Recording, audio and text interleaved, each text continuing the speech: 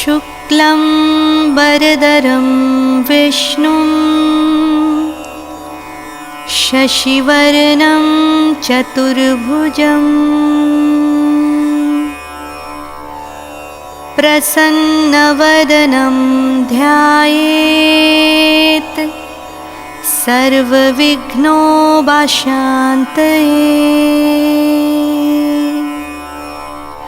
व्यासं वसिष्ठनप्तारं सक्ते पौत्रमकल्मषम्।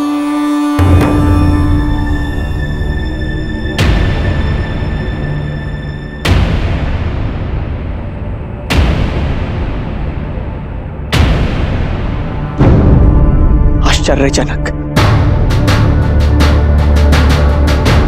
अकल्पनीय।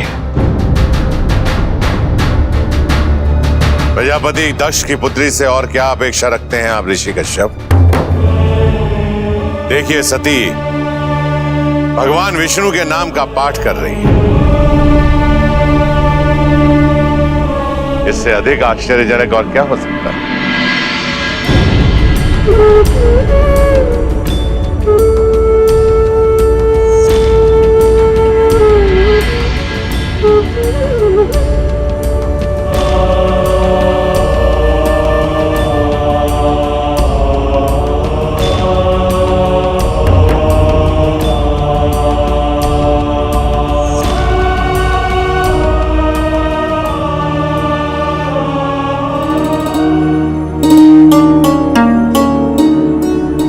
सती,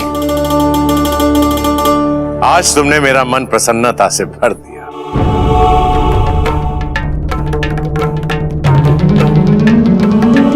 मुझे मेरी पुत्री वापस मिल गई।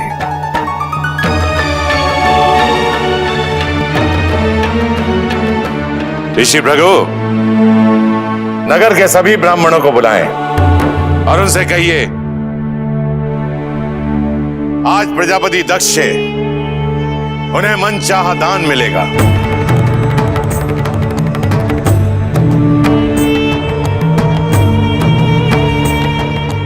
आयुष्मती भव।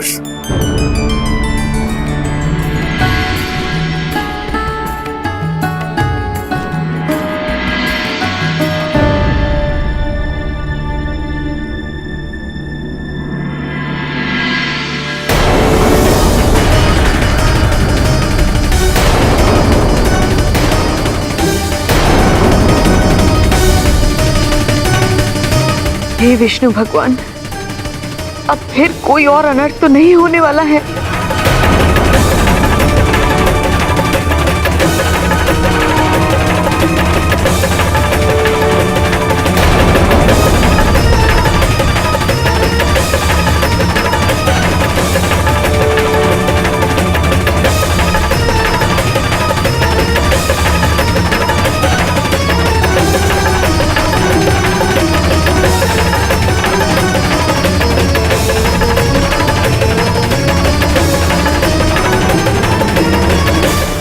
सती, इसे अब तक?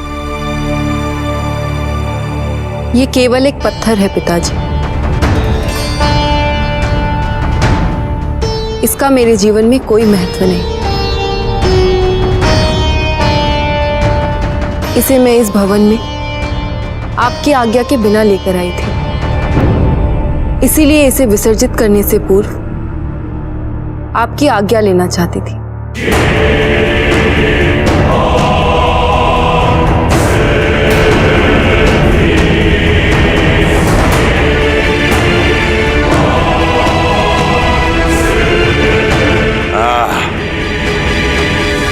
अब तुम पूरी तरह से बन गई हो दक्ष की पुत्री,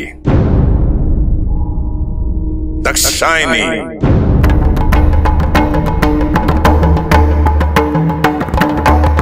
ऋषि भृगु, सभी दास दासियों और राग रागनियों से कहो कि वो सती के साथ नदी के तट पर गाते बजाते जाएं, ताकि सबको पता चल जाए कि सती शिव को विसर्जित करने जा रही है।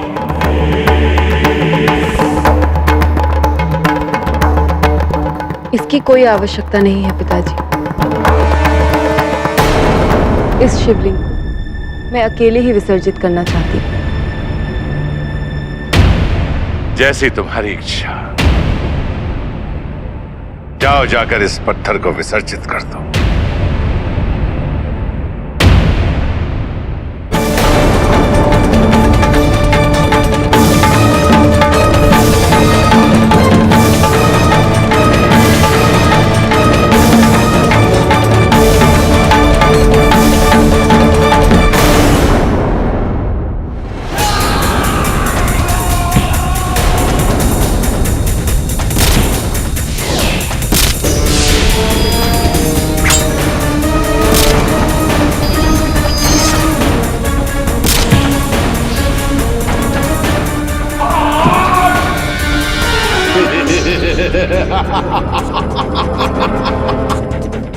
मैं तारकासुर हूं, तारकासुर, असुरों में महासुर, तारकासुर।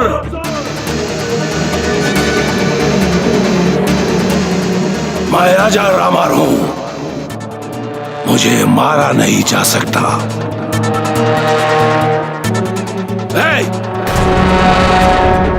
वार करो मुझ पर, वार करो।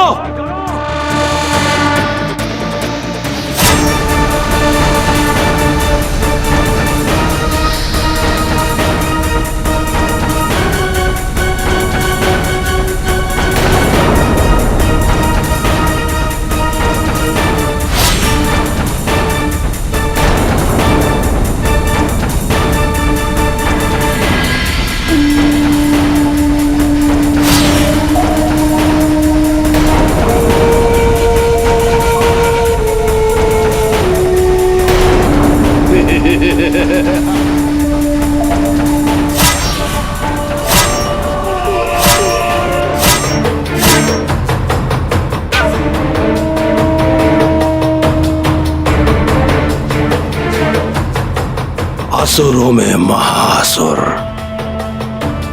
तारकासुर।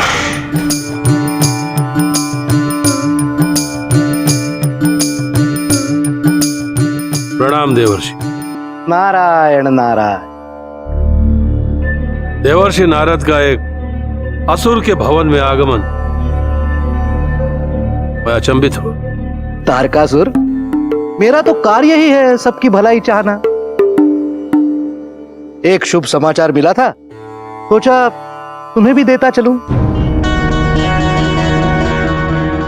शुभ समाचार? कैसा शुभ समाचार? तारकासुर, तुम तो महादेव के बड़े भक्त हो ना? हाँ, एक बार मैंने उनकी तपस्या की थी। बड़े भोले हैं हमारे शिव शंभू भोलेनाथ। हाँ हाँ, वो तो हैं। और अब शुभ समाचार ये है कि वो अब अपना वैराग त्यागने जा रहे हैं। तो इसमें मेरे लिए कैसा शुभ समाचार? अरे, हर शिव भक्त के लिए ये शुभ समाचार ही तो है कि शिव अपना वैराग त्याग कर अब विवाह करने जा रहे हैं। अरे वाह, तो क्या उन्होंने अपने विवाह का निमंत्रण भेजा है मेरे लिए? हाँ, निमंत्रण ही समझो, विवाह का ना सही, मृत्यु का। मृत्यु का?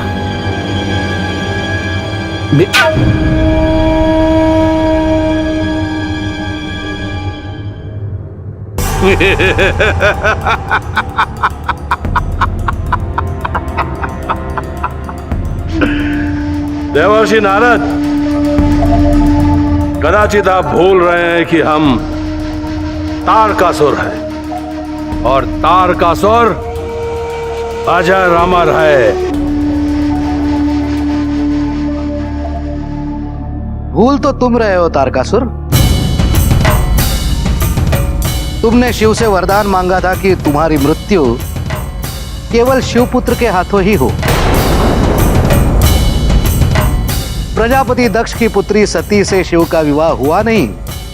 शीघ्र ही शिवपुत्र का आगमन निश्चित है। अर्थात अब तो कदापि नहीं। मैं उस शिव और सती का विवाह होने ही नहीं दूंगा। मार डालूंगा उस सती को।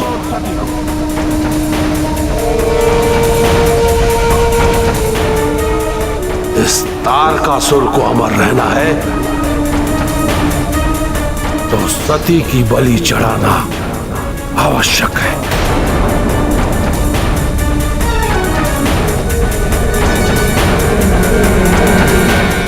असुरराज, मेरा तो कार्य था आपको सावधान करना, सो मैंने किया। सहायता के लिए धन्यवाद देवर्षि। काल पर मेरी विजय की शुभ सूचना आप तक अतिशीघ्र पहुंच जाएगी। उस सती को मारने का शुभ कार्य मैं अपने हाथों से करूंगा।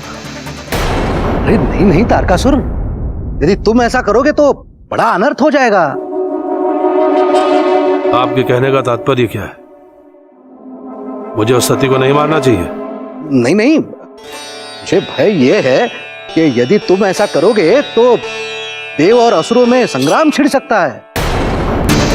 तो इसमें भय कैसे? लड़ने दीजिए संग्राम। बिना सेनापति के लड़ेंगे कैसे तारकासुर? असुरों के कुलगुरु शुक्राचार्य तो तपस्या में लीन है। कौन संचालित करेगा आपकी सेना को?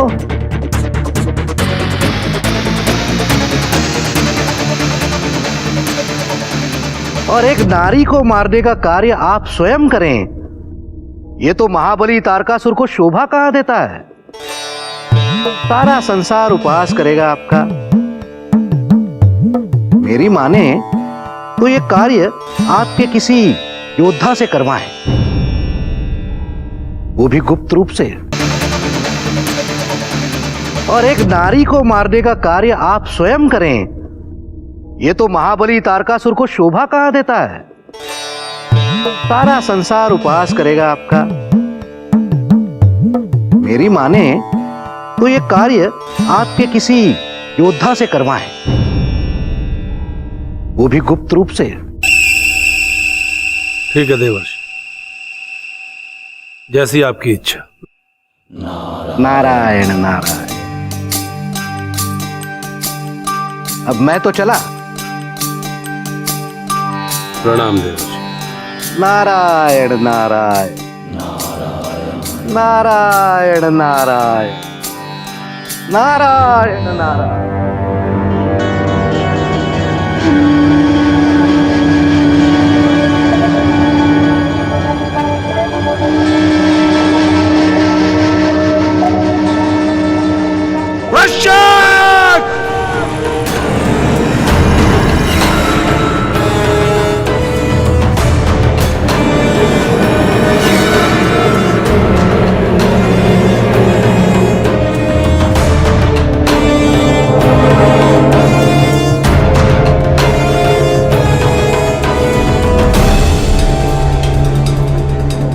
मुझे सती की मृत्यु का शुभ समाचार चाहिए।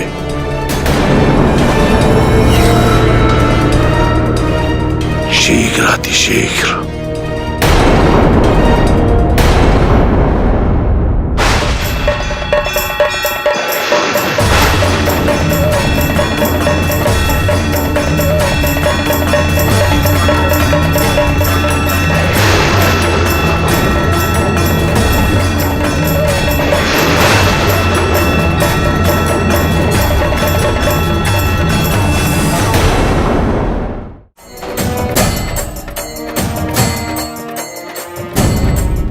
क्या तुम विक्षिप्त हो गई हो या फिर पिताजी की तरह अहंकारी बन गई हो, या फिर शिव द्वारा हुए अपने प्रेम के तिरस्कार का प्रतिशोध लेना चाहती हो? क्यों क्यों कर रही हो शिवलिंग का विसर्जन? ये पाप मत करो, इस अनर्थ को होने से रोक लो सती।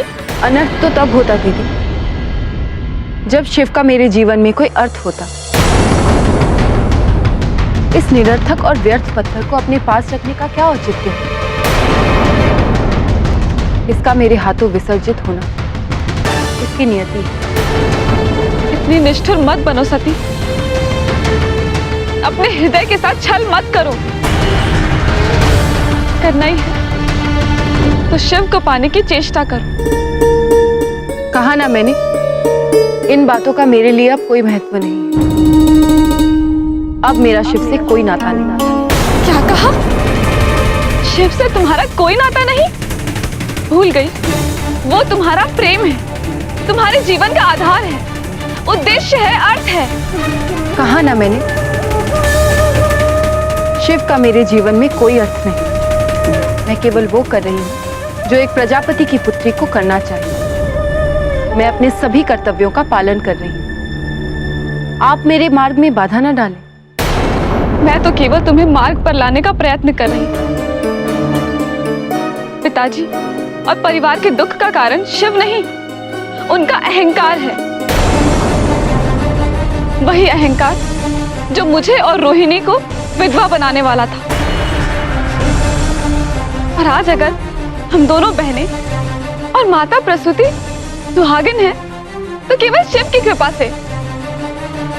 और तुम तो स्वयं इस बात की साक्षी हो। आपकी बात समाप्त हो गई या कुछ और भी कहना शेष है? तुम्हें क्या लगता है पिताजी के अहंकार को समर्थन देकर तुम उनका हित कर रही हो? याद रखना सती, अहंकार की खेती में केवल दुखों और कष्टों की उपज होती है। शिव के साथ तुम्हारे मिलन में हम सबका कल्याण है। मेरे द्वारा इस शिवलिंग का विसर्जित होना अटल है। क्षमा कीजिए दीदी, मुझे देर हो रही है। अपनी इच्छा पूरी कर लो, परंतु अनश्वर और सनातन शिव का विसर्जन असंभव है। तुम चाहकर भी शिव का विसर्जन नहीं कर पाओगी। घर से तो शिवलिंग को हटा दोगी, किंतु अपने हृदय से शिव को मिटा पाओगी? प्रेम नहीं तो घृणा के रूप में ही सही, शिव सदैव तुम्हारे हृदय में रहेंगे। भगवान विष्णु और पिताजी द्वारा बताए गए मार्ग पर चलकर मैं शिव का नाम अपने हृदय से सदा के लिए मिटा दूंगी।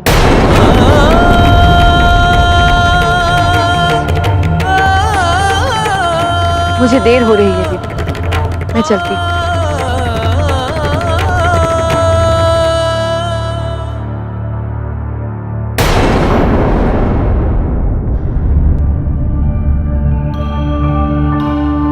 स्वामी, सती ये कैसा अनर्थ करने जा रही है? जिस सती का जन्म शिव से मिलन के लिए हुआ है, जिस सती की पूजा से शिव का श्राप मिट गया है,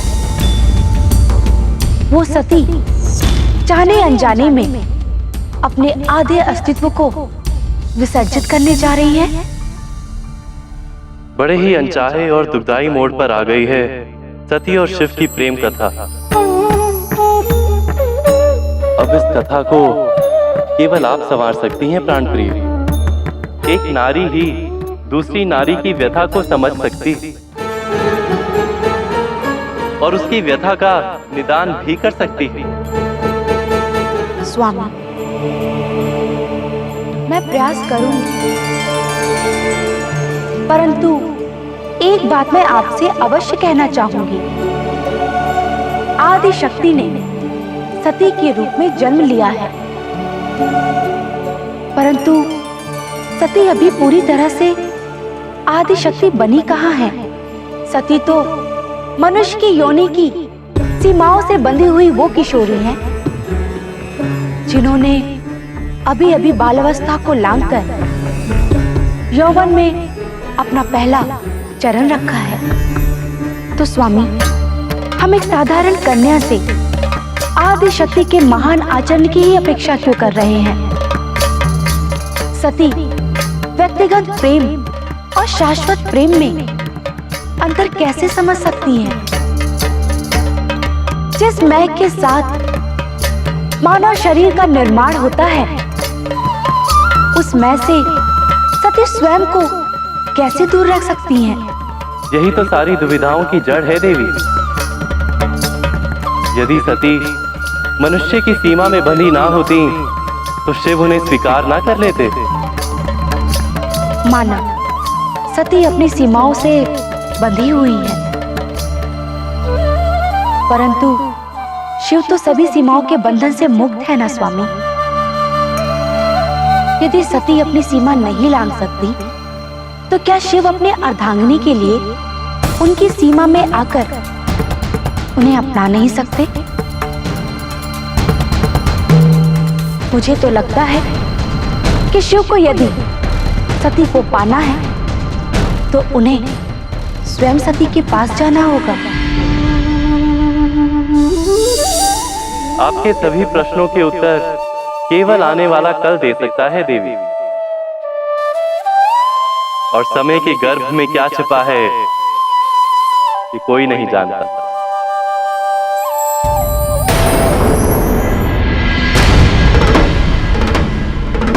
प्रभु, आपके वरदान ने तारकासुर को सती के प्राणों का शत्रु बना दिया है। देवर्षि, कौन है ये तारकासुर जो माता सती को हानि पहुंचाना चाहता है? मैं अभी जाकर उसके प्राण हर लेता हूं। नंदी, तारकासुर के प्राण तो स्वयं महादेव भी नहीं हर सकते। उस तारकासुर की मृत्यु केवल शिवपुत्र के हाथों हो, यही वरदान दिया है स्वयं महादेव ने उसे। उसने जब सुना कि आदिशक्ति ने शिव से विवाह करने के लिए सती के रूप में जन्म लिया है, तो वो सती के प्राणों का शत्रु बन गया। अब सती नहीं रहेगी तो शिव के साथ विवाह कैसे होगा? विवाह नहीं होगा तो पुत्र कैसे होगा? और पुत्र ही नहीं होगा तो तारकासुर को मारेगा कौन? वो तो अमर बन जाएगा।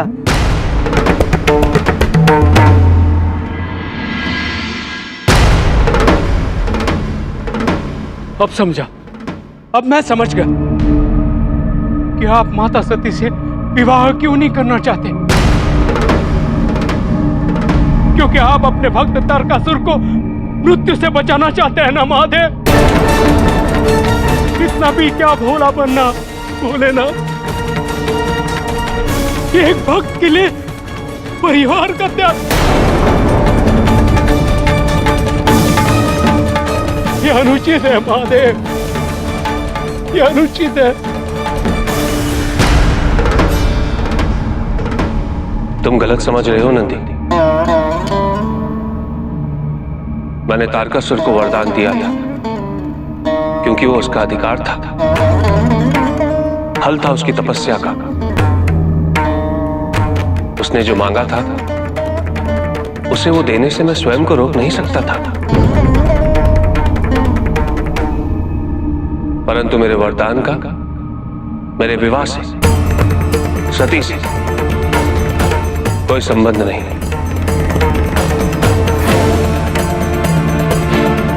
मैं सती के प्रेम को केवल इसीलिए स्वीकार नहीं कर रहा क्योंकि सती अभी शिव के प्रेम के योग्य नहीं हुई। परंतु प्रभु, उसे इस योग्य बनाना आप ही का उत्तरदायित्व है।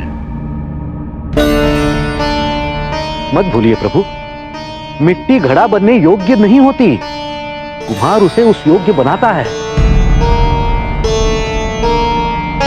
परंतु प्रभु, आपने सती का तिरस्कार कर उसका कोमल हृदय ही तोड़ दिया, और अब उसका परिणाम यह सामने आ रहा है कि सती स्वयं अपने हाथों से शिवलिंग का विसर्जन करने जा रही है। क्या? माता सती और शिवलिंग का विसर्जन? हाँ, प्रभु के तिरस्कार ने सती को ऐसा पत्थर बना दिया है कि उसके लिए शिवलिंग भी केवल एक पत्थर है। महादेव, इस अनर्थ को होने से रोक दीजिए। माता सती के हाथों शिवलिंग का विसर्जन, इस अनर्थ को होने से रोक दीजिए महादेव। नहीं नंदी, यदि सती की यही इच्छा है तो उसे उसकी इच्छा पूरी करने दो। मैं मैं उसकी इच्छा के बीच में नहीं आऊंगा। नहीं महादेव, आप तो भगवान हैं। आप क्या जाने भक्त की पीड़ा क्या होती है। आप इस वक्त से पूछिए महादेव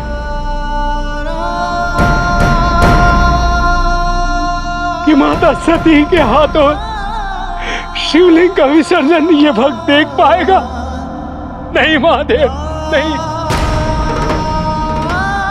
आप माता को रोकना नहीं चाहते तो ना रोकी, परंतु मैं रुकने वाला नहीं हूं महादेव। अपने प्राण त्याग दूंगा, किंतु माता सती के हाथों शिवलिंग का विसर्जन नहीं होने दूंगा। नहीं होने दूंगा, नहीं होने दूंगा। प्रभु, प्रभु नंदी सती को शिवलिंग विसर्जित करने से तो रोक देगा, परंतु तारकासुर के दैत्य से सती की रक्षा कैसे कर पाएगा? प्रभु आप ही को कुछ करना होगा। सती के प्राणों की रक्षा करनी होगी प्रभु।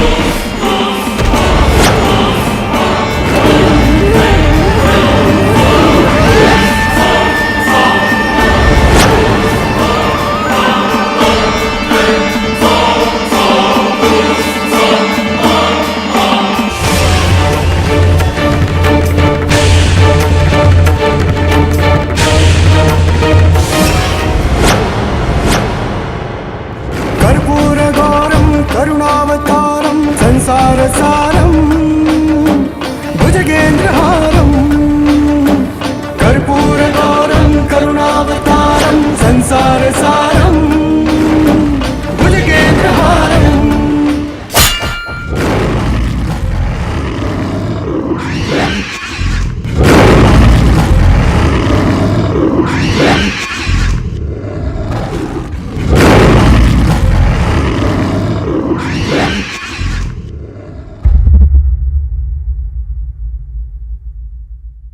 सदा वसन्तं हृदयारविन्दे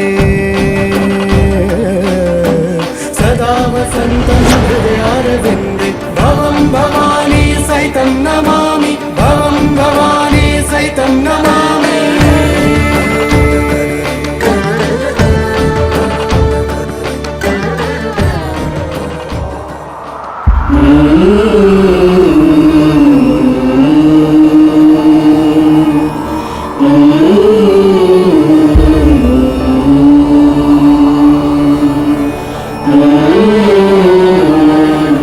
सती, मैं तुम्हें शिवलिंग को विसर्जित करने से रोकने के लिए नहीं आया हूं। अधिकार कहाँ है आपको मुझे रोकने का? होते कौन है आप मुझे रोकने वाले? पहले संकट में डालना, फिर स्वयं बचाना। आप होते कौन है मुझे बचाने वाले? आखिर नाता ही क्या है हमारा? मुझे आपके दया की कोई आवश्यकता नहीं।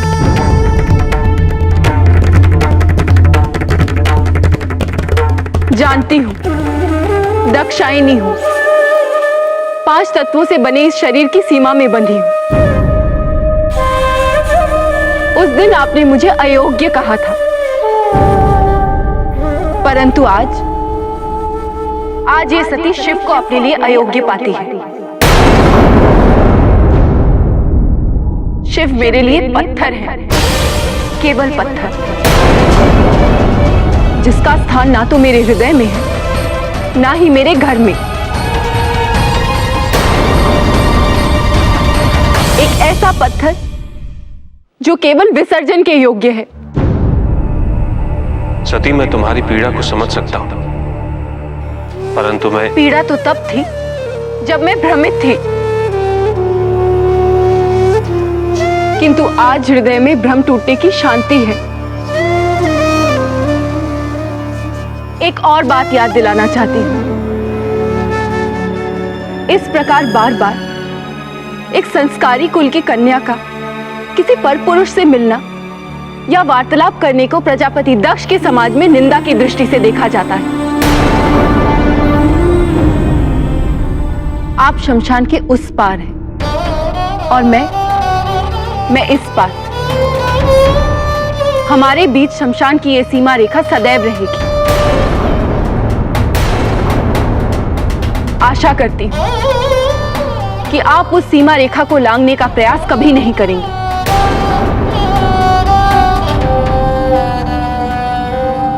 मैं जीऊं या मरूं, इसका अब आपसे कोई नाता नहीं।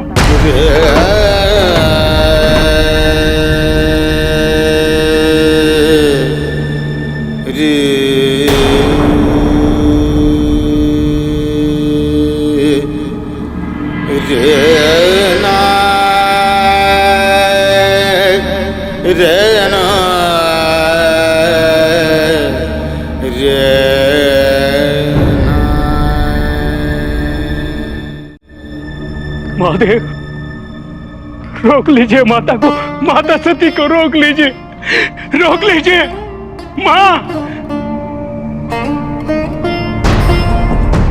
किस बात का दंड दे रहे हैं आप माता को? माता इतने दुख में है और आपको उनके प्रति तनिक भी सहानुभूति नहीं है। क्यों महादेव, क्यों?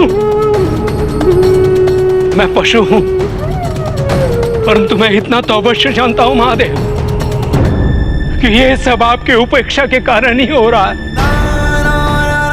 हाँ महादेव, आपकी उपेक्षा के कारण कितना सहती मेरी माता, पल पल हर बार आपकी उपेक्षा, आपका तिरस्कार सहती रही। महादेव, कदाचित आपके तिरस्कार ने माता को पत्थर बना दिया,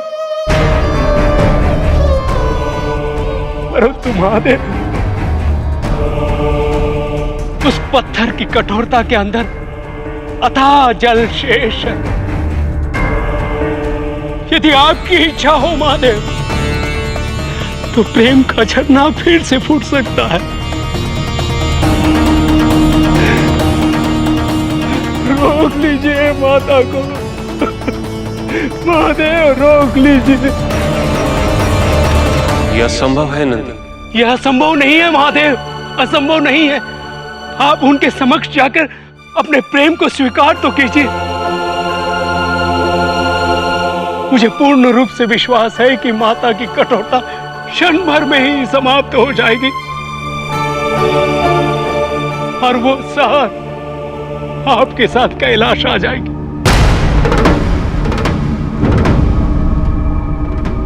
महादेव, सोच विचार में समय नष्ट मत कीजिए। रोकिए, रोकिए माता। माता सती के हाथों शिवलिंग का विसर्जन होने से रोकिए, इस अनर्थ को होने से रोकिए महादेव, रोकिए। महादेव, मैं जा रहा हूं माता सती को रोकने के लिए। मैं चाहूंगा महादेव, मैं चाहूंगा।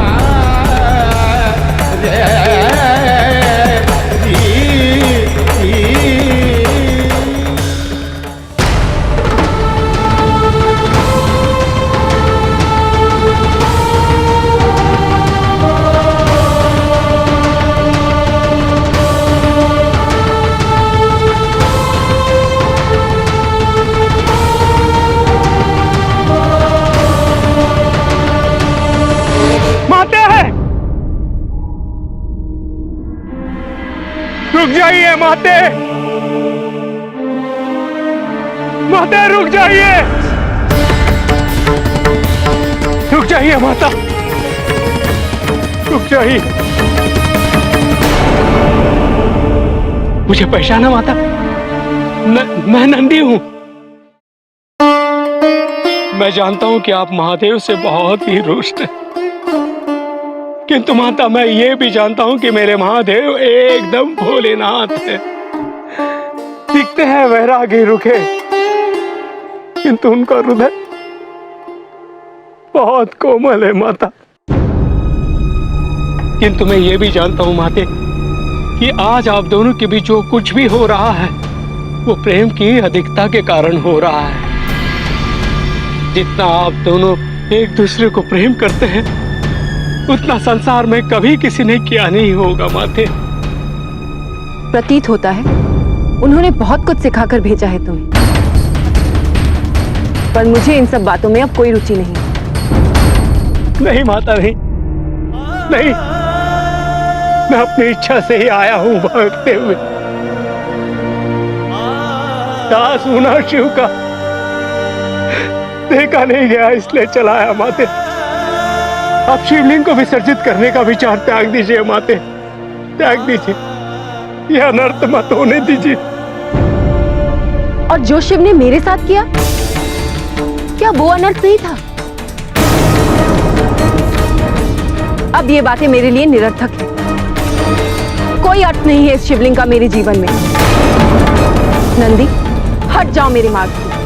हट मत कीजिए माते, हट मत कीजिए। शिव का विसर्जन असंभव है माते। यह संसार शिव से ही निर्मित है माते, और प्रलय के समय शिव में ही विलय हो जाता है इस संसार का। फिर किसी नदी में ही शिव का विसर्जन कैसे हो सकता है माते, कैसे हो सकता? आप तो स्वयं आदि शक्ति है, अर्धांगिनी है शिव की। आपको ये करना शोभा नहीं देता माते। नहीं, मैं आदि शक्ति नहीं हूं। मैं दक्ष की पुत्री दक्षायनी हूं। नहीं माते, आप इस समय बहुत क्रोध में हैं और क्रोध में किया हुआ कार्य सर्वदा पश्चाताप का कारण बनता है माते। मेरी आपसे विनती है कि आप शिवलिंग को वापस ले जाइए। मुझे विश्वास है कि जब आपका क्रोध शांत हो जाएगा, इस अनर्थ को करने के बारे में आप सोचेंगे भी नहीं माते। दाक्षायणी अपना निर्णय वापस नहीं ले सकती। हटो मेरे मार्ग से। नहीं माते नहीं, आप जो चाहे करें, भले आप मेरे प्राण ले ले माते, किंतु ये महादेव का सेवक शिवलिंग का विसर्जन होते हुए नहीं देख सकता, नहीं देख सकता माते। माते, मेरी आपसे विनती है, इसे मुझे दे दीजिए, दे दीजिए माता, दे दीजिए। पर मैं यही सोचकर दे रही हूँ कि मैंने इस शिवलिंग को विसर्जित कर दिया है। सदा के लिए शिव को अपने जीवन से निकाल दिया है मैंने।